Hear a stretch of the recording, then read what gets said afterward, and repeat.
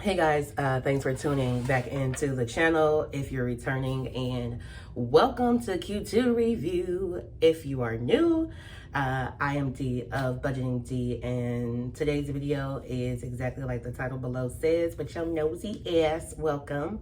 This is my Q2 review. It will consist of both budgeting things and life things because I believe that it is so important to have a healthy balance of everything that makes you exist. If there is something that is off balance, you will be off balance and it will just have a snowball effect in your life. I'm a mental health patient, a mental health advocate, so I will always promote you doing what gives you happiness above all. But then like a very close second is like also what makes sense. So yeah.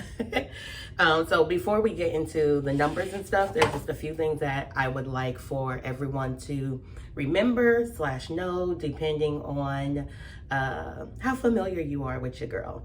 So first thing about me is I am debt free. I've been debt free since October of 2020. Paid my last credit card payment then. I do not have children. I do not have a spouse. I do not have a car note. Also remember that I live a credit card lifestyle. When I became debt free, I wanted to transition to the life that I hear Tanisha Davis over at Fun and Budget Act talking about. She lives a credit card lifestyle, and she always is talking about, because she still does, is talking about the rewards and stuff, and the perks from credit cards. And so just learning the game of what credit card works best for the purchase that I'm making. It took a while, but I haven't mastered. There are some credit cards that do 5% special categories every quarter. Some that do 5% on purchases with a specific supplier. So I maximize those benefits every chance that I get. And then also, I think that's it. So with that, let's get into the numbers first and foremost. So first up for my Q2 totals, my income, because without me bringing money in, I truly and honestly just cannot comfortably exist in this world. And that's just the truth. So my income was $20,303.34. And this is after taxes and all payroll deductions, which includes my 401k contribution. Everything that hit my bank account, that was the total. So first up on groceries and food. Food is eating out, bar hopping, door dashing, Grubhubbing, Instacarting. Anything that has a consumption to it just gonna go into my body or into somebody else's body, like my daddy, because that fool stay on my line. He stay on my line like he my husband. Talking about can you order me some Pollo Loco? Can you have some Taco Bell delivered to the house? Oh, can you see if they'll deliver me chili cheese fries? Like, just whatever, bruh, whatever. So on things food, $3,283.51. And then I do include my parents in budgeting, but I think I'm gonna take that out because this number is not accurate. Like I just said, if my daddy asked me to stop and get some groceries or something on my way in to visit them, then I'll just put that in my groceries line. Because more than likely I will end up grabbing me some things, and I don't have time. When I tell you that I'm the laziest budgeter on fucking YouTube, even when I was paying off debt, I don't have time. Hold on one second.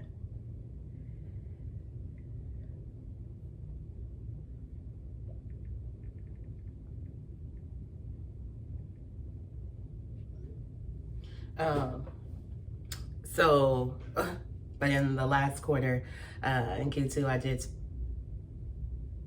did go through specific things that were ID'd by them They're totaled up to, I'm sorry, that text message really threw me off. I was in a groove. I'm so sorry. So in Q2 for my parents, I did spend $350.37, but I'm gonna swap them out and change that line to personal spending for Q3 and see, and we'll discuss why in a minute. Gas, $221, but that's not really accurate. Like I said, I live a credit card lifestyle, so $221 that was charged. I do remember there was a chunk of time in Q2 when I had some cash on me, so I just kept using that cash when I was going to the gas pump. Online shopping, a total of $1,070.67. And this is all mixed up between Walmart, Target, Amazon. That's it. Those are like my three major. Oh, and Shein. Whole lie. Whole outfit today sponsored by Shein. It wasn't sponsored by, that's a lie. Brought to you by Shein. It's not sponsored. I wish they would sponsor me. Shit, I'd move out of my apartment so fast because I would need 3 bedrooms. And then the last category that I track is miscellaneous, and miscellaneous spending, $4,105.43. And that's just things that don't fit into any of those other categories. So it could have something to do with like getting the car fixed, paying for tags, paying for vacation expenses, what else? Just those random one-off things. And this does not include money that I use from a sinking fund. So let me also say that. If I use a sinking fund to cover an expense, I will not include it in my tracking because, again, I'm a lazy budgeter. I'm not that person that does like sinking fund tracking. I don't do that. That's too much. That is too fucking much. Okay? I get paid to be very intense and intentional from my job. I don't have time to do that in my day-to-day life. Do you know how bad carpal tunnel would hit me from writing or typing shit out? I can't do it. I can't do it. So anything but sinking fund expense. So yeah, all of those categories totaled $9,030.98, which is about 45% of my take-home income that I had for Q2. Now, still on the lines of money, finances, but not something that I included in my Q1 review. All that extra income that I made for the first half of the year, January through June. I'm gonna say this and I'm gonna just be done with it. I've recorded this video like 18 different times because this part is very upsetting for me. And I just go on and ramble a lot and go off a lot. So I'm just gonna say this and be finished. If you're not using a high yield savings account, shame on you. If you have money stored at home in these cute cash envelopes that either you've made or you purchased from somebody's Etsy shop, shame on you, especially if you don't need that money immediately. I get it. You could be, you know, in a very intense fucking debt-free journey, and seeing the money sitting in the account will cause you to spend it, so you have to take it out. Again, I say shame on you, because you don't need to just have one bank account. You can have several bank accounts and never have them shits linked and never have a fucking debit card for it. And that's it, that's all. I have all of my savings sitting in savings accounts, high yield savings accounts. I have 2 savings accounts that are just regular, so that like as I need to, I can access that money and it doesn't have that penalty, that whole you only get 6 transfers, blah, blah, blah, blah, blah. And this is through my credit union. It has terrible interest, and that's why, because I can do as many withdrawals as I would like each month. And the 2 that sit there are my personal savings and my gift giving savings. And I don't even use them like that, but because at any point I could want to celebrate or celebrate someone, and I need to be able to swoop, make that payment on the card. So from my high yield savings accounts with the 2 different financial institutions that I use, that none of my direct deposit hits. So I have a total of like 4 or 5 different bank accounts. 2 that I use for day-to-day life, and then 2 that hold savings for me. The interest on all of my high yield savings accounts totaled $530.67 for the year. I think that's something like $80-something a month. Like, and I just let that sit. I'm going to be honest with you. I let it stay there. Let's see, 530.67 divided by 6, $88.44 a month. Just for doing what I'm going to do anyway, which is save my fucking money. So again, I say, if you just have shit sitting in the house, shame on you, bruh. You are losing money. And then the second form of extra funds that I made for the first half of the year come from my credit card rewards. I have a combination of cashback rewards and points, and that totals $552.03. Just from me buying things that I was going to buy anyway. I made an extra $92 a month from spending money that I was going to spend any frickin' way. And again, maximizing those benefits, right? I'm sorry. So an extra $180 a month. That's like, on average, somebody's work day, 8-hour work day payment before taxes. I just got an extra day of work a month for doing things that I was going to do anyway. It's insane. So again, I will say, get that as a high yield savings account. I have my emergency fund sitting there that is 3.5 months, 7 paychecks worth of money. I'm not aggressively putting funds into that because I then also have a slew of other emergency fund accounts that categorically handle things that an emergency would consist of, but then also splurging.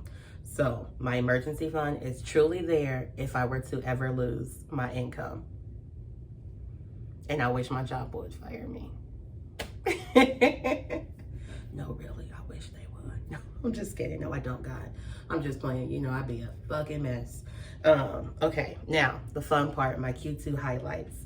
So, first things first, in Q2, I turned 39. I am so excited to be at the beginning of the end of an era. This is just, yes, baby, yes. I'm so excited. I love everything about 39. 39 has been so good to me. Yes. I told you all in Q1 that I went back to school and that I'll be starting at a 4-year this fall. And so I finished the school year strong, and in the total of, I believe it was like 5 classes that I took, I got 3 A's and 2 B's. A B in anthropology lab, a B in statistics, an A in my 2 sociology classes, and then an A in my anthropology lecture. Y'all, I am truly surprised at me. I did it. I did it. I did it. And it was not easy because I have a very intense full-time job that is very demanding, and sometimes I work late nights and sometimes I work weekends. So, and I'm raising my aging parents. Like, my time is not my own. So I'm very, very, very proud of that. I visited my BFFers in Seattle. I took the longest flight of my life. I went to Singapore for my 39th birthday. Fun fact about me, I will travel this world and I will see this bitch all by my damn self. Okay? If I want to go, I will be there. and I will cash flow it all. I put it on a card, but I've got the money in my savings. You see that high yield? It comes in handy. It comes in fucking handy for that ass. But that flight from SFO to Singapore was 18 hours. Bitch. And the turbulence coming back was intense. I thought I was gonna die. I was texting my parents, my family the whole time. My parents and my sister, like, I'm gonna die on this flight. I love you. Celebrated my mom's new decade of life. She turned 70 in June. I stayed consistent with my walking or taking the bus to work, which means, bigger picture of that, it means that I was getting up at a decent time and preparing myself for work and going into the office on time, give or take 10-15 minutes.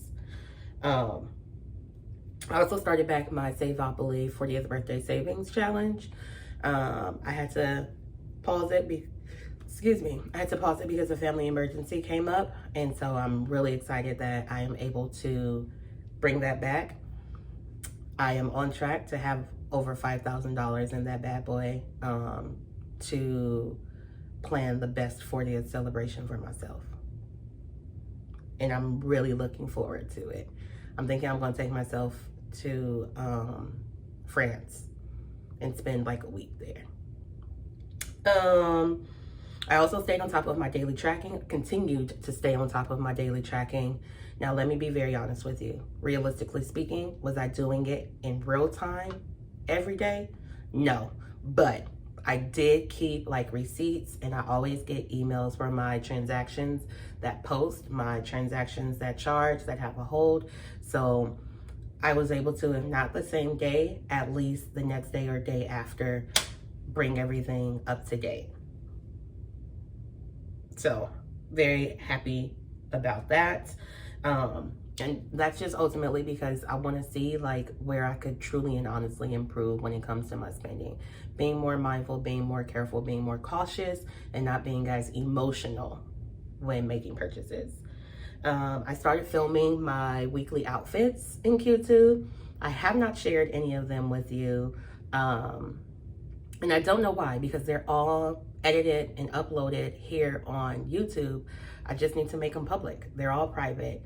And I'm still thinking about rolling that out. I do enjoy doing it because it also gives me something to look forward to as I enter into the work week, because I pick out my clothes at the top of the week for the whole work week, including work from home days. And I like to share them with y'all because, newsflash, I am a budgeter when it comes to my apparel as well. I'm fast fashion girl all the way. My whole closet is full of nothing but Shein. It used to be very diverse with like Macy's and fucking The Limited and Nordstrom's and Bloomingdale's, but now shit's all Shein. I've gotten bigger, so it's nice to have cute clothes that are affordable, that make me look and feel good. And just sharing that with y'all makes me happy. And then I did more meal prepping / cooking at home. And by that, I mean, I just did more than I did in Q1. It's not like, there's a hornet right there. It's not like I did a lot. I just did more than I did in Q1. And a win is a win, baby. That means that I was cooking the food that I had at the house, cooking the food that I bought, and eating it. I do need to come up with a new plan though. Well, I need to execute a new plan because I am becoming very bored with eating the same shit for the work week. I gotta switch it up and at least make 3 different meals throughout the work week. And then lastly, I celebrated my 3-year anniversary in the position that I'm in at work. So I got a raise. So I increased my income. Now, things that I am looking forward to in Q3, starting my fall semester at school. It is asynchronous, which means that everything is online and it is at your own pace. You just have to make sure that everything is completed by the end of the semester. And that works perfectly for me because, like I said, my work is very intense. It can be intense, like it ebbs and flows. So there are times when it's just like, oh, you don't have time to remember to breathe. And then there are times when it's like, girl, you could really be at home. So that will be really helpful for me. Like I won't have to be pressed against a clock with making sure that 11:59 and 59 seconds 3 times a week deadline is being met. But I will try to like be mindful and stick to a routine. I established this really amazing one for last semester, and I'm going to stick with that. I am also looking forward to purging and creating, following in the footsteps of my girl JB and my girl Tara, JB's 2 Cents and Journey to Wisdom and Wealth. They both are like one of the few channels that I follow that they declutter often, regularly. Like they declutter like they go to the grocery store. Okay, they're always just purging shit and making shit make sense and reorganizing things, and that is something that I need to do. I live in a studio apartment and it's just me, and I've been there for almost 10 years. So you can only imagine that over the course of the 10 years, how much shit I've just gotten. So I need to do better with just letting shit go, because I am the person, I'm a mama's child. Like I will keep something and be like, oh, why? You never know if a fucking plane is going to crash on top of your building and somebody needs a goddamn Band-Aid, like this fucking big, you know, like just stupid shit like that. Shit that I have to make up like these one-off scenarios for, then it's like that shit can go. It can go. Whatever it is. I am also looking forward to my international travels, one of which I am on now. If you've been watching my shorts, this is not the outfit that you were supposed to get your Q2 review in. I ran that back. It was very rambly. It just, it pissed me off. And so I was just like, I can't do this. It was like 45 minutes long. I kept falling asleep trying to edit it. And so I was just like, no, this ain't gonna work. This ain't gonna work. So yeah, I'm on vacation. I am here in Rotterdam. I came in town for the North Sea Jazz Festival. So really excited. That's why your girl is looking like a fairy in this little number right here. Ta-da. I've never been to like a festival like this, so I'm just dressing like how I see people dress for Coachella and shit. And then I have one more international travel coming up at the end of the quarter. So excited about that. I am also looking forward to fighting through the lazy. I was just sharing with Tara on one of her more recent videos about how like I need to stop giving myself grace and I need to be really productive and I just need to get up and do shit. It's over for me making excuses, giving myself grace, blah, blah, blah. Like I just have to do it, whatever the fuck that it is, which is why for the month of July, I've been doing these daily check-ins with whatever, sharing whatever it is that I did for me intentionally that day, be it working out, not eating out, journaling, whatever serves me, benefits me. I have to do it because I will lay in the bed all day long and not do shit. I'll draw the blinds open, I'll order some fucking DoorDash, eat in the bed, watch TV all day and sleep. And my depression causes a snowball effect of other problems, and so it's really hard to get out of it. So sometimes you just have to fight through it. And if I fight through and do a 15-minute workout, a 30-minute workout, give myself some energy, it'll give me enough energy to maybe go to the laundromat, go to the grocery store, cook some food. Like, it's a snowball effect on shit. So the solution now, because the medicine is not doing it, the solution now is for me to just fucking execute, bro. So I'm looking forward to doing that. I am also looking forward to getting my tooth fixed. This tooth has been broken since the 4th of July in 2022. And I haven't really like given a fuck about it. But now that my dentist has a team that consists of someone that could fix this for me, I'm like, yes, let's do it. So I'll be dropping a stack and a half on getting this done, but damn it, it'll be worth it. I'm looking forward to bringing my smile back. Insert photo here, because I spent way too long in braces to have the beautiful smile that I had. I don't even like smiling because I don't like this broken tooth. Now, if it were a gap, that'd be different, but it's a broken fucking tooth, and you can tell that it's a broken tooth. No, thank you. And then lastly, I am looking forward to all of the student discounts on services that I qualify for. I've started Googling like the subscription services that I have now. I started Googling to see if they have student discounts for them and stuff. I am ready. I started with the community college with doing like student discounts, and now I'm just like, oh yeah, girl, because save this money, because tuition is not cheap. You need to save this money. So yeah.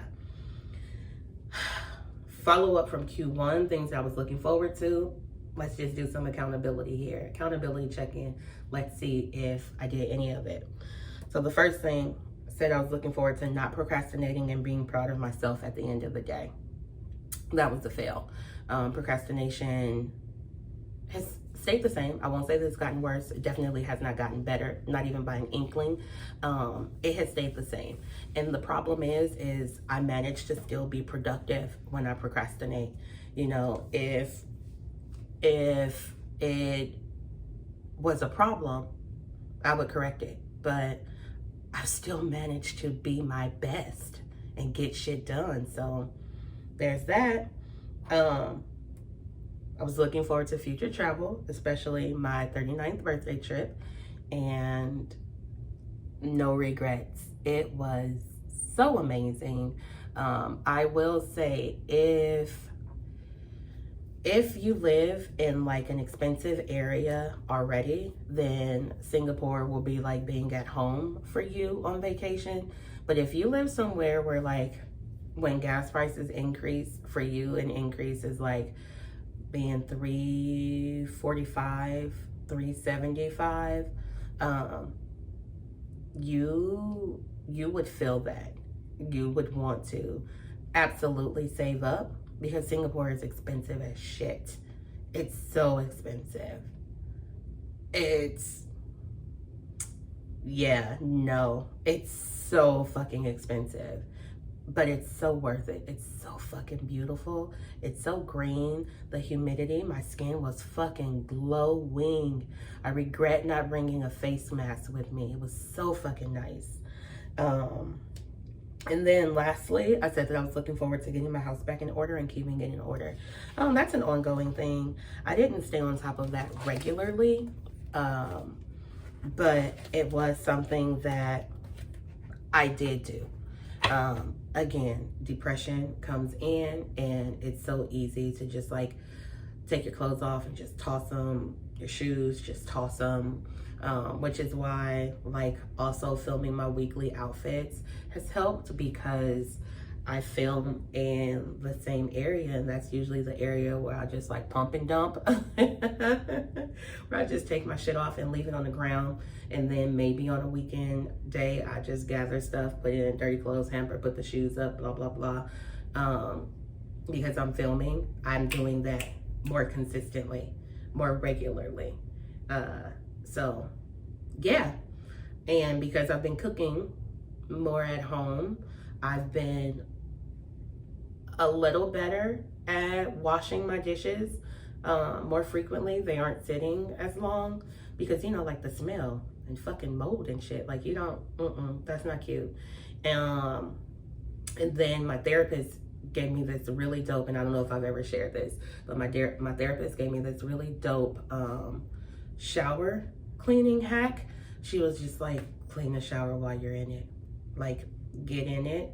And I shower with shower sandals on. I don't like the feel of wet floors. So it, like, that part doesn't bother me. But she's like, just get in there. I was like, get ready to shower. And she was like, and you put your stuff down and then get in there. And she said, get a scrubber and then immediately go into your shower so that it washes everything out. And I was like, oh my God. And it does. That helps a lot. It makes cleaning the shower more often easier for me, not as mentally taxing. So that's fun, because also cleaning the shower fucking makes me sweaty so bad, and I'm already really sweaty. And so knowing that I'm gonna go into showering from cleaning this is like perfect for me. But yeah, that's it. That is my Q2 in a nutshell.